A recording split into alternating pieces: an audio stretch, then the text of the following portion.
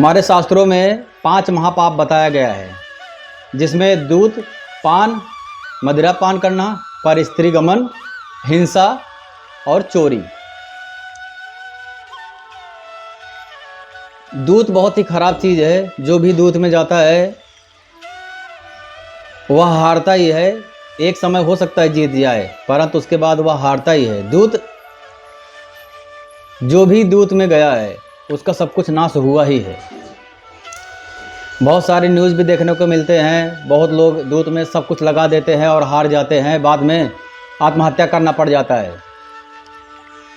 कितने लोग कहीं पैसा लगा देते हैं, उनको ये लगता है, या फिर कोई दूसरा आदमी, कोई दूसरा उसको फंसा देता है, आप तो रातों रात करोड़पति बन जाओगे, सारा पैसा लगा दो, और लगा दिया। हारने के बाद में कोई और रास्ता ही नहीं बचता है आत्महत्या के अलावा। तो इसलिए दूध बहुत ही खराब चीज़ है, दूध से बचना चाहिए। आजकल तो कलयुग का इतना प्रबल प्रभाव है, कलयुग का प्रभाव ही बोलेंगे। और दूसरी तरफ हमारा भगवान के प्रति, हमारे वेद और शास्त्रों के प्रति लगाव जो होना चाहिए उसके अंदर कमी है। और संत गणों के पास बैठना तो कोई चाहता ही नहीं है। यूट्यूब में और इंस्टाग्राम में कितने सारे आजकल मोबाइल में है मीडिया, नाच गाना, उस पर 1 घंटे 2 घंटे ऐसे ही निकल जाता है जैसे 1 सेकंड निकला है। खाने के लिए बुलाते रहो, परंतु आता हूँ करके 2 घंटे निकाल देगा। परंतु वही यदि भागवत में या फिर सत्संग में बैठने के लिए बोलो तो 5 मिनट ऐसे लगता है जैसे एक कल्प बीत गया है।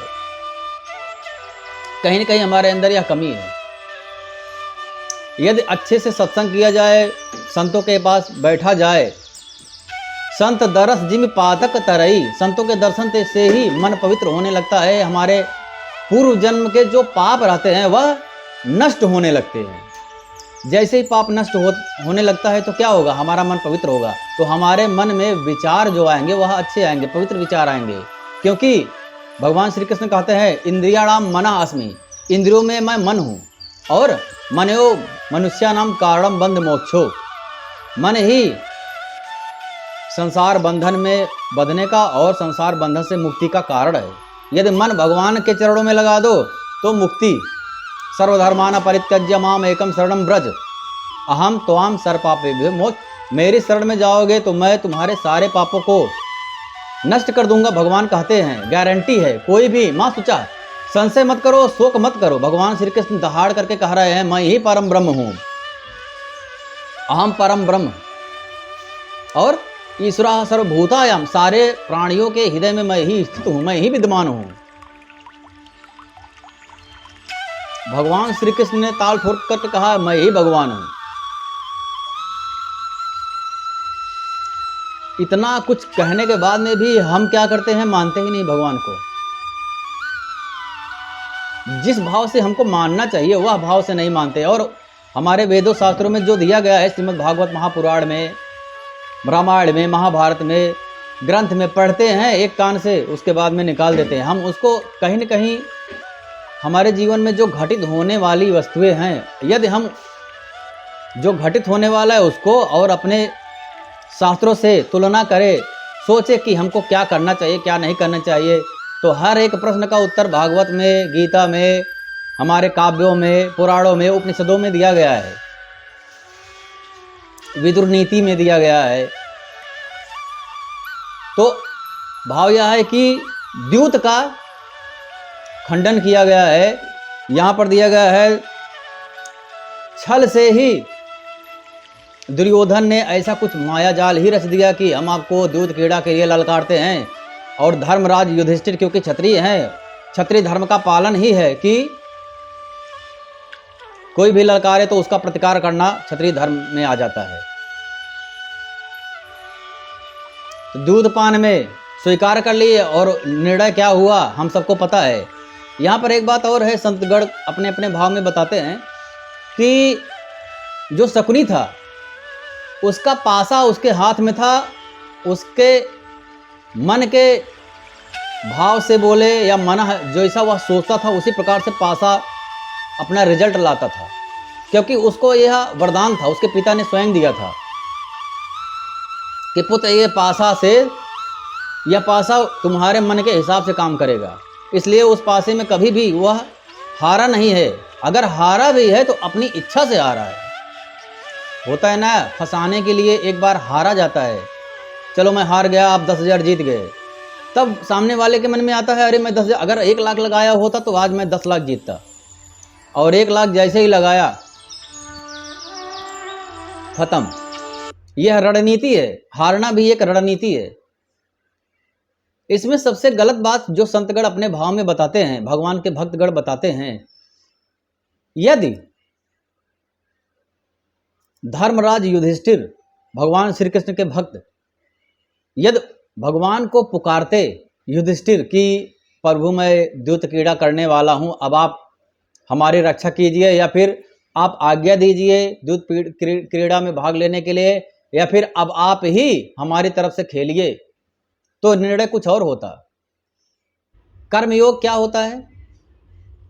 कर्मयोग यही होता है जो हम लोग काम करते हैं, चूल्हा चौकी और रोज उठने का, नौकरी करने का, बच्चे को पढ़ाने का, जॉब करने का, जो भी हम कार्य करते हैं, नित्य कर्म करते हैं, यही कार्य यदि हम हर काम भगवान को समर्पित करते चले, प्रभु ये आपका, प्रभु ये भोजन प्रसादी आपके लिए है, प्रभु ये वस्त्र मैंने आपके लिए लिया है, आपको समर्पित है, प्रभु ये नौकरी मैं आपके लिए कर रहा हूं, इससे जो आएगा आपने जो दिया है जिम्मेदारी, स्त्री का, पुत्र का, घर का, वह निभा रहा हूं, और जो बचेगा पत्रम पुष्पम फलम तोया यो मैं प्रेक्षत, वह आपको समर्पित है। तो यह क्या हुआ, सारा कार्य आपको यह आपका कार्य ही नहीं है, जो भी भक्त समर्पित करता है वह कार्य उसका नहीं हुआ, तो उस कार्य से जो पाप होगा या पुण्य होगा वह भी भगवान का हो जाएगा, क्योंकि वह समर्पित कर चुका है। यही तो हुआ, अर्जुन ने कितने सारे निर्दोषों को मारा बाण से, एक बाण मारते थे अंतरिक्ष में हजारों बाण पैदा हो जाते थे, और हजारों माए विधवा हो जाती थी, बच्चे अनाथ हो जाते थे, ये तो होता ही था ना, पाप तो होता ही था। परंतु अर्जुन को पाप क्यों नहीं लगा? क्योंकि अर्जुन ने सारा कार्य भगवान ये आपका है, तो पाप भी आपका हो गया, पुण्य भी आपका होगा, मुझसे कुछ मतलब नहीं है, वही हमको करना चाहिए। यदि द्यूत भी भगवान को समर्पित कर दिया गया होता तो निर्णय कुछ और होता। इसलिए द्यूत का निर्णय पता है कि पांडव हार गए, द्रौपदी भी हार गई, उसके बाद जो कुछ हुआ वह सब हमको पता है।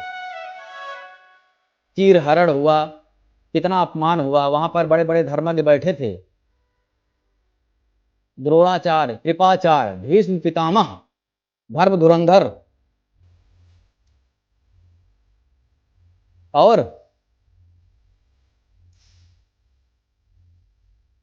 युधिष्ठिर, परंतु द्रौपदी ने सबकी तरफ देखा, शायद आप मदद कर दो, शायद आप मदद कर दो, परंतु सबका सर नीचे। अच्छा, यहां पर एक गूढ़ बात है, संतगणों का अलग अलग भाव रहता है, जितनी बार पढ़ो उतनी बार अलग भाव बनता है। जब द्रौपदी ने सबकी कृपाचार्य की तरफ देखा, भीष्म पितामह, द्रोणाचार्य, अर्जुन, भीम, नकुल, सहदेव, सबकी तरफ देखा, सबका सर नीचे, तो द्रौपदी ने एक बार फिर से कृपाचार्य की तरफ देखा। संतों का ऐसा भाव है, संतों का भाव अर्थात वही वेद और शास्त्र है। संतों का जो कर्तव्य होता है, जो बातचीत होता है, वही वेदों शास्त्रों में कहीं कहीं लिखा गया है, ऐसा माना जाता है। एक बार फिर से कृपाचार्य की तरफ क्यों देखा? क्योंकि कृपा करने वाले कौन है? कृपाचार्य जी, और गुरु हैं। तो द्रौपदी को लगा यदि कृपाचार्य ही कृपा नहीं करेंगे तो और कौन कर सकता है, तो कृपाचार्य जी का सर नीचे। परंतु कृपाचार्य जी ने एक उंगली ऐसे उठाया। अब इसका अलग अलग भाव हो सकता है, मानो कहना चाहते हैं कि तुम इधर उधर सबकी तरफ मत देखो, एक की तरफ देखो, उस एक की तरफ, परमात्मा, जिनको देखने के बाद किसी और को देखने की आवश्यकता नहीं पड़ती है। और द्रौपदी को बात समझ में आ गई, अरे मैं तो गलती कर रहा हूं, मुझे एक को देखना चाहिए, और वो मालो किसको? सुदर्शन चक्रधारी को देखो, योगेश्वर श्री कृष्ण, भक्त वत्सल, परम बर परमात्मा, चक्रधारी। तब शरणागति जरूरी है। पहले शरणागति हुआ नहीं था। द्रौपदी सबकी तरफ देख रही थी, भगवान के प्रति कहाँ शरणागति हुआ, पूर्ण समर्पण हुआ नहीं था। जब द्रौपदी ने हाथ ऊपर कर दिया, इसीलिए हम लोग भी पूजा करते हैं लास्ट में, हर हर महादेव, अर्थात हमारा पूर्ण समर्पण हम आपको कर रहे हैं प्रभु। जब द्रौपदी ने हाथ ऊपर किया भगवान श्री कृष्ण की स्तुति करने के बाद में, तो भगवान का वस्त्रावतार वहीं हो गया और द्रौपदी की लाज की रक्षा भगवान ने किया। तो यहाँ पर उसी प्रकार से बोला गया है कि द्यूत नहीं करना चाहिए। सारा कार्य यदि हम भगवान को समर्पित कर रहे हैं तो निश्चय ही जो कार्य हम करेंगे ना, करने वाले होंगे, हमारे अंदर अलग से प्रेरणा आ जाएगा, अरे यह कार्य गलत है, यह कार्य तो हम भगवान को समर्पित नहीं कर सकते हैं, इसलिए हम यह कार्य करेंगे ही नहीं। 50-60% तो वैसे ही हमारा कार्य उचित होने लगेगा, सात्विक कार्य होने लगेगा। भगवान को भोग लगाना है, मुर्गा है, मीट है मिलेगा, अरे हम यह कैसे भोग लगाएं, इसलिए हम इसको नहीं खा सकते, बंद हो गया। चोरी कर रहे हैं, अरे हम चोरी थोड़ी भगवान को देंगे, चोरी बंद हो गया। सिगरेट पी रहे हैं, प्रभु आपका सिगरेट, ऐसा तो बोल नहीं सकते हैं, अंदर से ही इच्छा हो गया, क्या कर रहे हो बदतमीज, ये सिगरेट मुझे समर्पित करोगे, भगवान खुद ही अंदर से प्रेरणा दे देंगे, सिगरेट भी छूट जाएगा, इसलिए दूध छूट जाएगा। बहुत सारी नशीली वस्तु जो अधर्म है वो अपने आप ही छूटने लगेगी यदि हम भगवान को अपना कार्य समर्पित करने लगेंगे। तो यहाँ पर जब विदुर जी को बुलाया गया,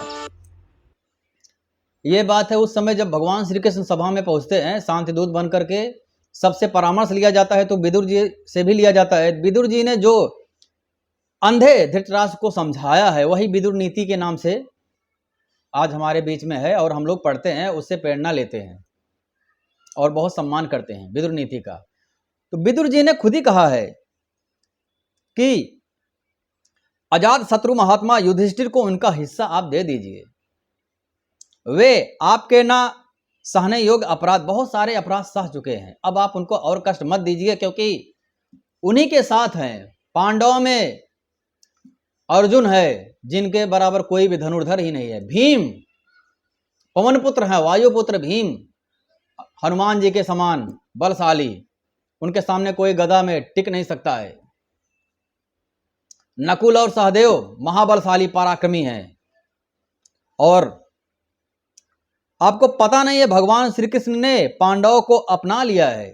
विदुर जी कितने चालाकी से बता रहे हैं कि भगवान श्री कृष्ण, साक्षात भगवान श्री कृष्ण पांडवों के पक्ष में है, आपको पता नहीं है ये बात। पार्थात देवो भगवान मुकुंदो गृहीतवान सच्छिति देव देवा, जो देवों के भी देव है वो पांडवों के पक्ष में है भगवान श्री कृष्ण, इसलिए आपको उनका हिस्सा दे देना चाहिए। और क्या कहते हैं कि जो जिसको आप पुत्र मान रहे हो, पुत्र मान करके जिसका पालन कर रहे हो, जिसकी हां में हां मिला रहे हो, दुर्योधन के रूप में, वह मूर्तिमान दोष है आपके घर में, वह पाप है, उसकी हां में हां आप मत मिलाओ, नहीं तो विनाश निश्चित हो जाएगा। क्योंकि पाप के पक्ष में यदि आप रहोगे तो निश्चय ही भगवान हमेशा धर्म का साथ देते हैं। यतो धर्म ततो जया, यत्र योगेश्वरः कृष्णो यत् पार्थो धनुर्धरः। पार्थो धनुर्धर अर्थात धर्म का साथ करने वाला जो भी है, अर्जुन के रूप में कोई भी प्राणी हो सकता है, सब अर्जुन ही है। जो धर्म के पक्ष में चल रहा है वह अर्जुन है, उसके लिए हमेशा भगवान श्री कृष्ण उसके रथ का सारथी अर्थात उसका मार्गदर्शन करने के लिए भगवान श्री कृष्ण हमेशा खड़े रहेंगे और उसको विजय श्री तत्र श्री विजय भूतिर्वा नितिर्मतिर्ममा, उसका विजय श्री निश्चित है।